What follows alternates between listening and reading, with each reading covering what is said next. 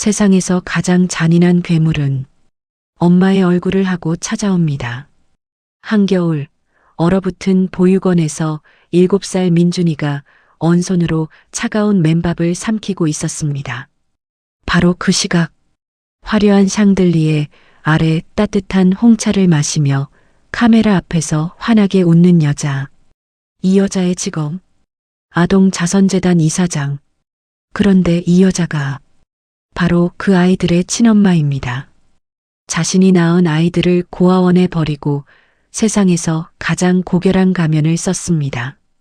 그리고 어느 겨울날 낡은 고아원 흙바닥에 단 하나의 유품이 떨어졌습니다. 빛바랜 금장 회중시계. 그 뒷면에 새겨진 세 글자 PDH. 3년 전 교통사고로 세상을 떠난 하나뿐인 아들의 이니셜이었습니다. 피도 눈물도 없던 68세 회장의 심장이 멎었습니다. 그 순간부터 모든 진실이 되돌아오기 시작했습니다. 잠들어 있던 늙은 사냥개가 마침내 동리를 드러냈습니다. 핏줄을 건드린 대가가 얼마나 참혹한 것인지. 잠깐! 여러분의 구독 하나, 좋아요 하나가 이런 이야기를 계속 만들어 나갈 수 있는 가장 큰 힘이 됩니다. 아직 구독 안 하신 분들은 지금 바로 구독 버튼 눌러주시고 알림 설정까지 해주세요. 여러분이 함께 해주실수록 더 깊고 더 뭉클하고 더 통쾌한 이야기로 반드시 보답하겠습니다. 지금부터 시작됩니다. 평생 피도 눈물도 없는 사냥개라 불렸습니다. 수조원대 대기업을 이끄는 68배 박진수 회장. 그에게 가난한 사람들의 눈물이나 사연은 그저 재개발을 막는 성가신 먼지에 불과했죠. 그런데 눈보라가 치던 어느 겨울날 철거를 앞둔 낡은 고아원. 앞마당에서 그의 심장을 완전히 먹게 만든 물건 하나가 툭 떨어졌습니다. 시간은 조금 전으로 거슬러 올라갑니다. 박 회장은 비서진을 대동하고 도심 외곽의 낡은 보육원을 찾았습니다. 그룹의 대규모 프리미엄 리조트가 들어설 핵심 부지였죠. 건물은 금방이라도 무너질 듯 낡았고 마당에는 살얼음이 꽁꽁 얼어 있었습니다. 보육원 원장은 회장 일행에게 굽신거리며 비위를 맞추기 바빴습니다. 아이들은 원장의 매서운 눈치를 보며 어두운 복도 끝에 쥐 죽은 듯 숨어 있었죠.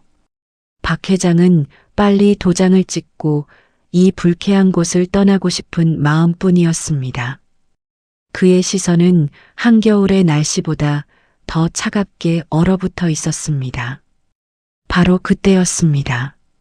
건물 뒤편 다용도실 문이 거칠게 열리더니 작은 체구의 남자아이가 흙바닥으로 튕겨져 나오듯 쓰러졌습니다.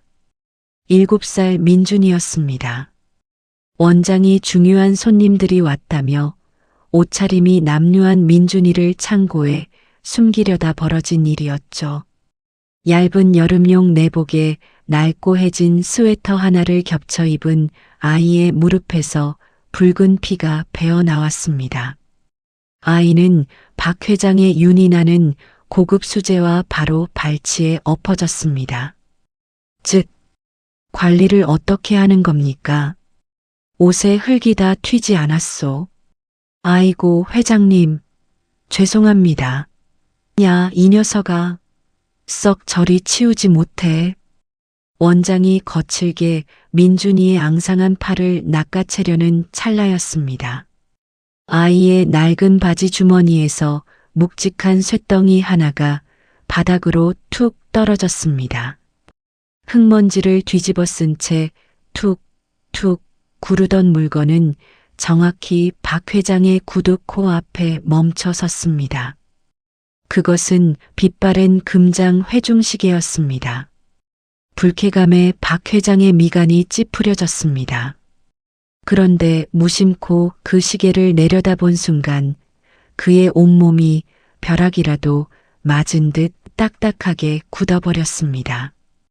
뒷면에 선명하게 새겨진 영문 이니셜 P, D, H, 박, 도, 현. 3년 전 차가운 빗속에서 교통사고로 세상을 떠난 그의 하나뿐인 외아들 이름이었습니다. 20살 생일날 아비가 아들의 앞날을 축복하며 스위스 장인에게 직접 의뢰해 세상에 단 하나뿐인 디자인으로 맞춰주었던 바로 그 시계였죠. 박 회장의 호흡이 거칠어졌습니다. 도저히 믿을 수 없는 현실에 피도 눈물도 없다던 늙은 회장의 핏발선 눈동자가 미친 듯이 흔들렸습니다. 이게 왜 내 녀석 주머니에서 나오는 게야? 대답해라. 이 시계 대체 어디서 났어? 박 회장은 체면도 잊은 채 차가운 흙바닥에 무릎을 꿇었습니다. 미세하게 경련하는 손으로 회중시계를 움켜쥐고 아이의 얇은 어깨를 붙잡았죠. 겁에 질린 민준이는 커다란 눈망울에 눈물을 가득 매단 채 뒷걸음질을 쳤습니다. 그때 복도 안쪽에서 9살 서연이가 작은 짐승처럼 비명을 지르며 뛰쳐나왔습니다. 우리 동생 몸에 손대지 마요. 이 나쁜 놈들아. 서연이는 박 회장을 거칠게 밀쳐내고는 바닥에 엎어진 동생을 제품으로 꽉 끌어안았습니다. 보호자 하나 없이 상처투성이로 방치된 두 아이.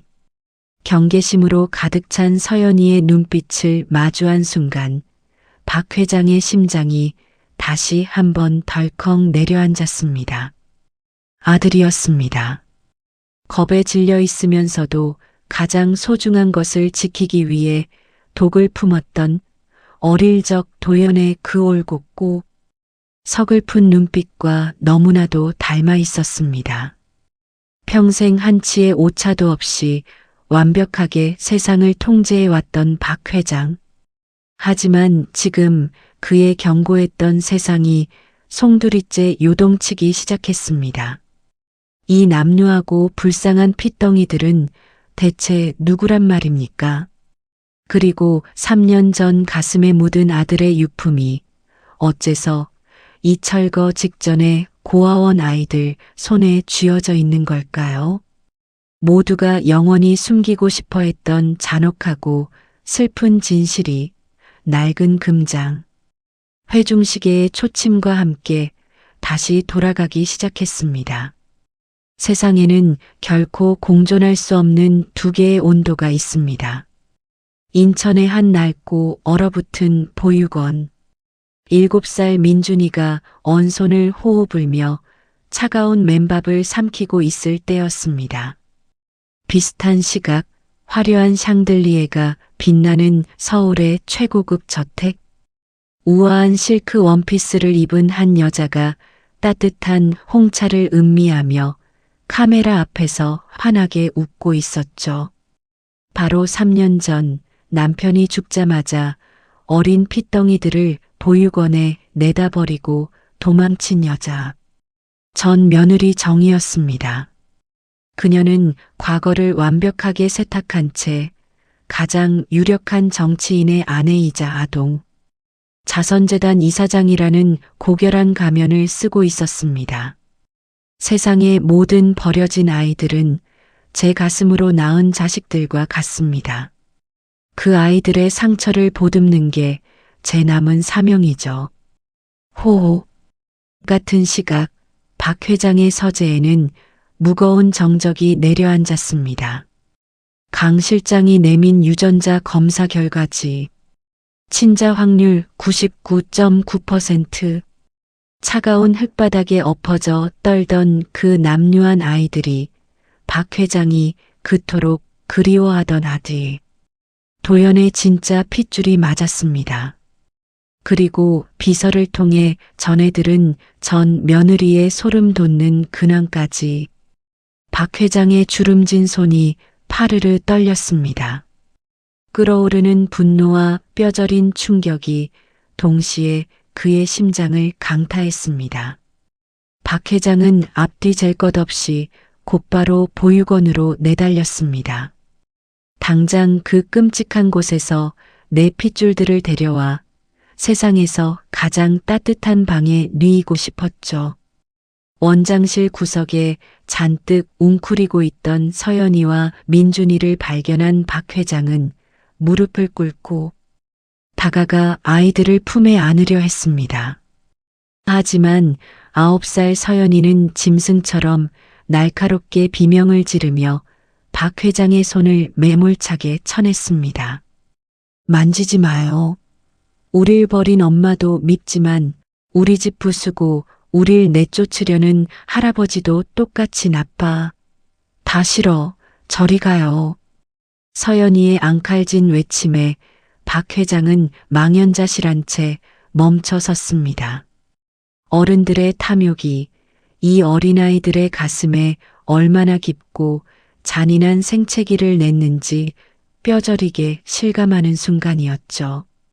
돈과 권력으로 모든 것을 해결할 수 있다고 믿었던 거만한 노인의 가슴이 무참히 찢겨나갔습니다. 박 회장은 차마 더 다가가지 못하고 낡은 짐 가방을 챙겨 도망치듯 몸을 숨기는 아이들의 작은 뒷모습만 하염없이 바라봐야 했습니다. 아이들이 허둥지둥 챙기던 초라한 짐 가방 안에서 손때 묻은 낡은 수첩 하나가 바닥으로 떨어졌습니다. 표지에는 익숙하고도 그리운 글씨체가 적혀 있었죠. 나의 전부 서연 민준 육아일기. 박 회장은 떨리는 손으로 수첩을 집어들었습니다. 첫 장을 넘기는 순간부터 그의 시야는 뜨거운 눈물로 흐려지기 시작했습니다. 거기에는 자신이 억지로 밀어붙였던 정략 결혼의 비극이 낱낱이 기록되어 있었습니다.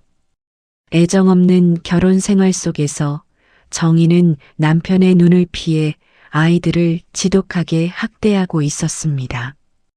오늘도 정희가 7살 서연이를 빛 한 점 없는 다용도실에 가뒀다. 아이가 겁에 질려 말을 더듬는다. 내가 죄인이다. 아버지의 강요에 못 이겨 이 지옥 같은 집에 아이들을 끌어들인 내 죄다. 핏줄을 지키려 발버둥 치던 아들의 처절한 고통이 글자마다 붉게 배어 있었습니다. 일기장의 마지막 페이지. 아들이 죽기 바로 전날 밤에 남긴 굵고 단호한 글씨가 박 회장의 시선을 사로잡았습니다. 내일 아버지께 이 모든 진실을 밝히고 이혼하겠다. 무슨 수를 써서라도 내 아이들을 이 지옥에서 빼내야만 한다. 거기서 일기는 끝이 났습니다. 그리고 바로 다음 날 아들은 의문의 교통사고로 차가운 시신이 되어 돌아왔죠. 모든 진실이 끔찍한 조각을 맞춰가는 순간 박 회장은 바닥에 주저앉아 짐승처럼 오열했습니다. 가문의 체면이라는 헛된 망상에 빠져 하나뿐인 아들을 벼랑 끝으로 내몰고 금쪽 같은 손주들을 3년이나 지옥에 방치한 자신을 용서할 수 없었습니다. 얼마나 오랜 시간 피눈물을 쏟아냈을까요? 고개를 든 박 회장의 시선이 멈춘 곳. 서재 한편의 뉴스 화면에서는 아동 자선재단 이사장으로 추대된 정희가 우아하게 꽃다발을 받으며 화사하게 웃고 있었습니다. 그 가증스러운 미소를 바라보는 박 회장의 눈빛이 서서히 변하기 시작했습니다. 뼈를 깎는 후회와 슬픔이 휩쓸고 간 자리에 서리빨처럼 차갑고 맹렬한 살기가 피어올랐습니다. 내 인연, 내 새끼들을 시궁창에 버려두고 내년이 천사 행세를 해? 뼈 한마디까지 남김없이 씹어먹어주마. 잠들어 있던 늙은 사냥개가 마침내 동리를 드러냈습니다. 핏줄을 건드린 대가가 얼마나 참혹한 것인지 박 회장의 잔혹하고도 압도적인 참교육이 이제 막막을 올리려 하고 있었습니다. 가식으로 쌓아 올린 성벽을 철저하게 무너뜨릴 거대한 폭풍이 아주 조용히 다가오고 있었죠. 세상에서 가장 치명적인 맹독은 때론 자식을 낳은 어미의 얼굴을 하고 찾아옵니다. 최고급 호텔의 프라이빗 라운지, 우아하게 홍차를 마시던 정희의 얼굴이 하얗게 질렸습니다. 심부름센터 직원이 건넨 몇 장의 사진 때문이었죠. 사진 속에는 낡은 고아원 마당에 선박 회장의 모습이 또렷하게 담겨 있었습니다. 정희의 손끝이 파들파들 떨렸습니다. 자신이 버린 쓰레기통을 하필이면 그 무서운 시아버지가 뒤지기 시작한 겁니다. 미친 늙은이. 기어이 그 핏덩이들을 찾아냈다고? 안 돼. 내 완벽한 인생에 흠집을 낼 순 없어. 현재 그녀는 차기 대권주자로 거론되는 유력 정치인의 아내입니다. 아동자선재단 이사장이라는 성스러운 타이틀까지 거머쥐었죠. 만약 전 남편의 핏줄을 고아원에 내다버렸다는 과거가 들통난다면 그녀가 쌓아 올린 견고한 모래성은 하루아침에 무너져 내릴 것입니다. 궁지에 몰린 쥐는 고양이를 무는 법입니다. 정희는 남편의 재단 네트워크를 이용해 가장 악랄하고 소름 돋는 계략을 꾸미기 시작했습니다. 며칠 뒤 고아원 앞마당에 썬팅이 짙게 깔린 검은색 승합차 한 대가 미끄러지듯 들어섰습니다. 정희가 서연과 민준을 특별 해외 입양이라는 명목으로 빼돌린 겁니다. 목적지는 동유럽의 이름 모를 외곽시설. 말이 좋아 입양이지 사실상 영원히 세상과 단절시켜버리겠다는 끔찍한 유배나 다름없었죠. 가장 소름 돋는 사실은 이 모든 과정이 완벽하게 합법이라는 점이었습니다. 서류상 정희는 여전히 아이들의 친권자였으니까요. 자, 서연아, 민준아, 어서 차에 타렴. 아주 좋으신 분들이 너희를 후원해 주기로 했단다. 멀리 비행기 타고 여행 가는 거야. 하지만 9살 서연이는 본능적으로 뒷걸음질을 쳤습니다. 검은 양복을 입고 서 있는 건장한 사내들의 무표정한 얼굴, 그리고 어딘가 다급해 보이는 원장의 눈빛에서 불길한 냄새를 맡은 겁니다. 서연이는 동생 민준이의 손을 꽉 쥐고 울부짖었습니다. 싫어요. 안 갈 거예요. 할아버지가 온다고 했단 말이에요. 우리 할아버지 올 때까지 아무 데도 안 가요. 할아버지를 부르며 발버둥 치는 아이들의 울음소리는 차가운 허공으로 흩어졌습니다. 어른들의 거친 소나기가 아이들을 강제로 차 안으로 밀어 넣었습니다.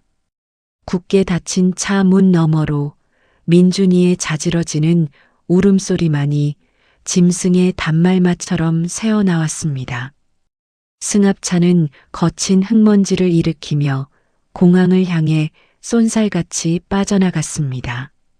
아이들을 영원히 어둠 속으로 끌고 들어갈 검은 뱃사공처럼 말이죠. 한 발 늦었습니다. 아이들이 좋아하는 케이크를 품에 안고 달려온 박 회장이 마주한 건 타이어 자국만 휑하게 남은 텅 빈 마당이었습니다. 원장에게 자초지종을 전해들은 박 회장은 손에 든 케이크를 바닥에 떨어뜨렸습니다. 당장 막으라고 변호사에게 소리쳤지만 돌아오는 대답은 절망적이었습니다. 친권자의 합법적인 출국 동의가 떨어졌기에 경찰을 동원할 명분조차 없다는 겁니다. 합법? 내 핏줄이 내 눈앞에서 사지로 끌려가고 있는데 그깟법이 다 무슨 소용이야. 법이라는 울타리는 가해자에게는 든든한 방패였고 피해자에게는 잔인한 족쇄였습니다. 박 회장의 두 주먹에서 뚜둑 뼈가 굵어지는 소리가 났습니다. 이대로 공항 검색대를 통과한다면 손주들을 다시는 볼 수 없을지도 모릅니다. 아들의 핏줄을 또다시 지켜내지 못했다는 끔찍한 자괴감이 박 회장의 이성을 완전히 끊어놓았습니다. 박 회장이 천천히 고개를 들었습니다. 그의 눈빛은 더 이상 핏줄을 잃고 슬퍼하는 늙은 할아버지의 것이 아니었습니다. 수십 년간 피바람 부는 재계에서 살아남은 자비 없는 포식자의 눈빛이었죠. 그는 강 실장을 향해 서리빨 같은 명령을 내렸습니다. 그룹 내 가용할 수 있는 모든 인력 모조리 공항으로 투입해. 수단과 방법 가리지 말고 무조건 잡아. 비행기가 뜨면 공항 활주로를 차로 밀어버려서라도 막아내.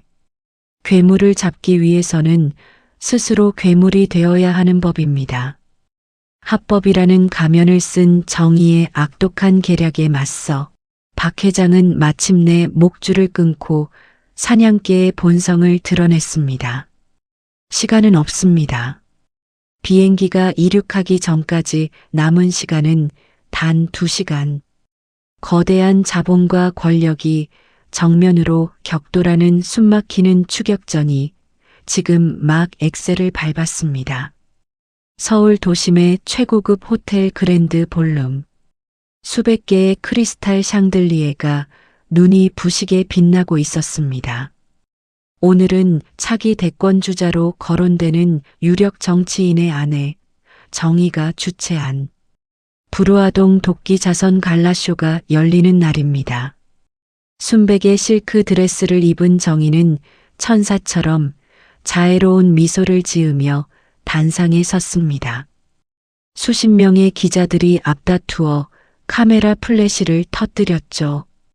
그녀의 눈빛은 오만한 승리감으로 반짝였습니다. 방해꾼인 전 남편의 핏덩이들은 지금쯤 비행기에 실려 영원히 돌아올 수 없는 타국의 외곽시설로 치워졌을 테니까요.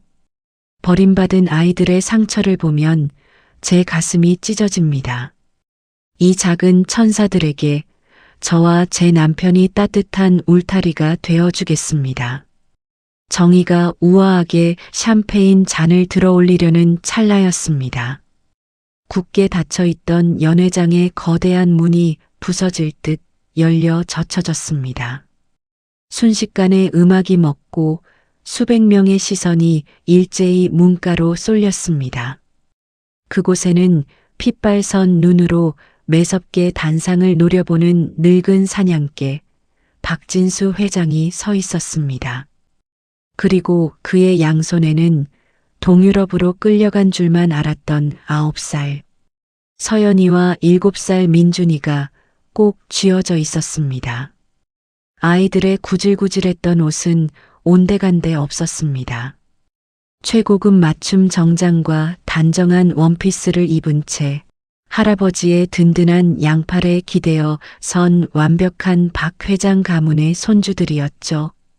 비행기가 뜨기 직전 그룹의 막강한 자본과 인력을 총동원해 활주로를 가로막고 아이들을 구출해낸 겁니다.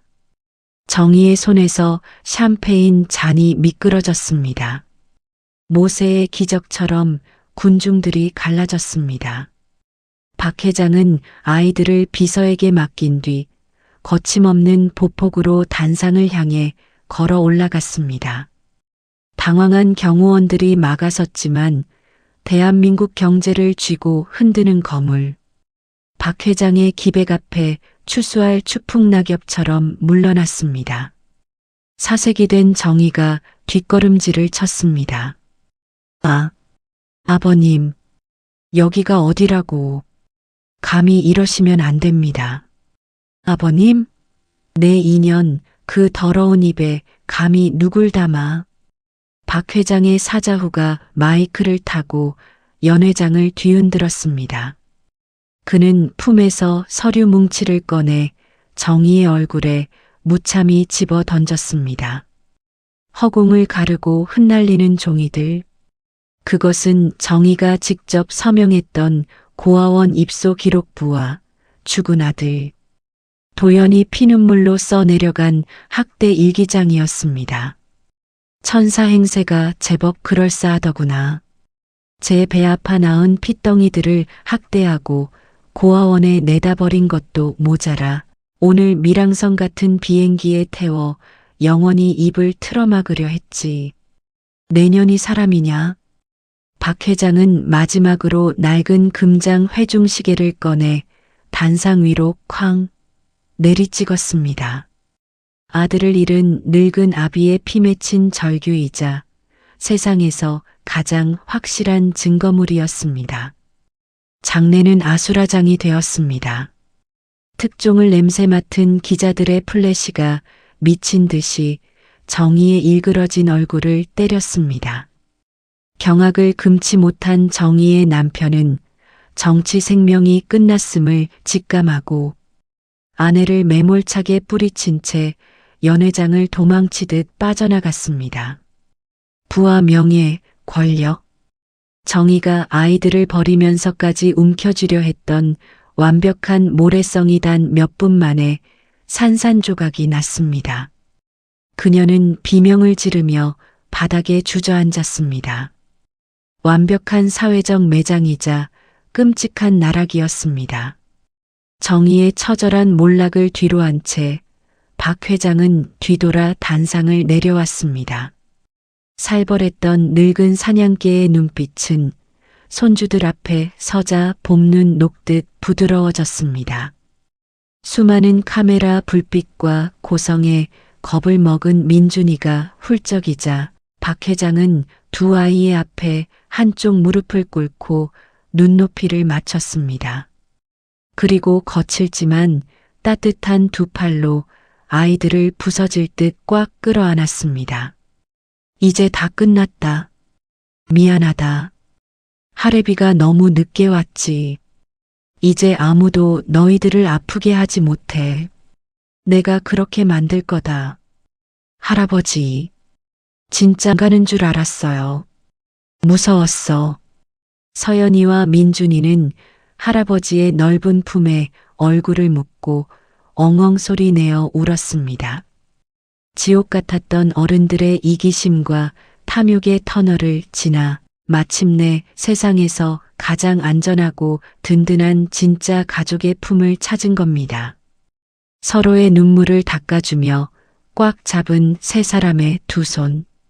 연회장을 빠져나가는 그들의 뒷모습 위로 차가운 겨울을 밀어내는 눈부신 한 줄기 빛이 따스하게 쏟아져 내리고 있었습니다.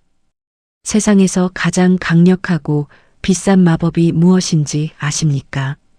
수조원의 돈을 움직이는 권력도 화려한 명예도 아니었습니다. 그건 바로 차갑게 얼어붙은 공간을 단숨에 녹여버리는 가족의 온도였죠. 모든 폭풍이 지나가고 평화가 찾아온 어느 날, 합법적인 친권자이자 후견인이 된 박 회장은 서연이와 민준이의 두 손을 꼭 쥐고 자신의 거대한 저택으로 돌아왔습니다. 수십 년 동안 박 회장의 집은 숨소리조차 크게 내기 힘든 박물관처럼 춥고 적막한 공간이었습니다. 하지만 두 아이가 발을 들이는 순간 기적처럼 온기가 돌기 시작했네요. 넓고 휑했던 거실에는 어느새 아이들이 졸라서 입양한 작은 강아지 콩이가 꼬리를 치며 뛰어다니고 있습니다. 서연이와 민준이는 콩이를 품에 안고 까르르 웃음을 터뜨렸죠. 그 맑은 웃음소리가 저택의 높은 천장을 가득 채웠습니다. 박 회장에게도 완벽한 봄이 찾아왔습니다. 평생을 사냥개처럼 물어뜯으며 지켜왔던 그룹 회장직. 그는 미련 없이 그 무거운 왕관을 전문 경영인에게 넘겨주었습니다. 대신 그가 선택한 새로운 직업은 세상에서 가장 평범하고 따뜻한 할아버지였죠. 최고급 수제 양복을 벗어던진 박 회장은 이제 편안한 니트에 앞치마를 두르고 주방에 섭니다.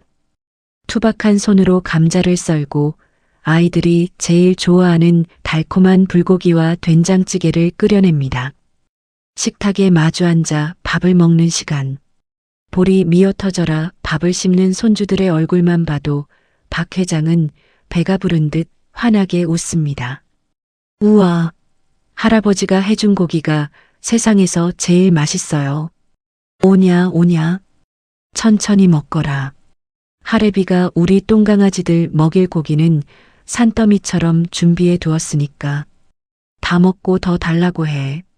가시를 세우고 세상을 원망하던 서연이의 얼굴에도 짙은 그늘이 완전히 거쳤습니다. 동생을 챙기느라 일찍 철이 들어버렸던 애어른은 온데간데 없고 제 나이에 맞는 천진난만한 9살 소녀가 되어 할아버지의 품을 파고듭니다. 그 작은 온기에 기대어 박 회장 역시 켜켜이 쌓였던 후회와 회한을 씻어내고 있었습니다. 계절이 바뀌고 앙상했던 나뭇가지에 연분홍 벚꽃이 만발한 어느 봄날, 세 사람은 함께 도심 외곽의 공원묘지를 찾았습니다. 불과 반년 전 차가운 굴착기를 동원해 묘를 파헤치려 했던 바로 그곳입니다. 하지만 오늘 세 사람의 손에 들린 건 모종삽과 샛노란 봄꽃 화분들이었죠. 무덤 앞에 차가운 돌비석 주변으로 아이들은 고사리 같은 손을 모아 예쁜 꽃을 심기 시작했습니다. 흙장난을 하며 까르르 웃는 아이들의 곁에서 박 회장은 죽은 아들 도연의 묘비를 말없이 어루만졌습니다. 차가운 돌덩이 위로 따사로운 봄 햇살이 부서져 내렸습니다. 아빠, 우리 왔어요. 콩이도 같이 왔어. 아빠, 이제 우리는 하나도 안 추워요. 할아버지가 우리 엄청 잘 지켜주거든. 그러니까 아빠도 이제 편하게 쉬어요. 서연이의 씩씩한 인사에 박 회장의 눈시울이 붉게 물들었습니다. 한때 가문의 명예를 핑계로 아들의 심장에 대못을 박았던 어리석은 아버지였습니다. 하지만 이제는 다릅니다. 가장 소 전체를 잃고 나서야 비로소 진짜 가족의 의미를 깨달은 진정한 어른이 되었죠. 박 회장은 천천히 무릎을 꿇고 두 아이를 양팔로 넓게 품어 안았습니다.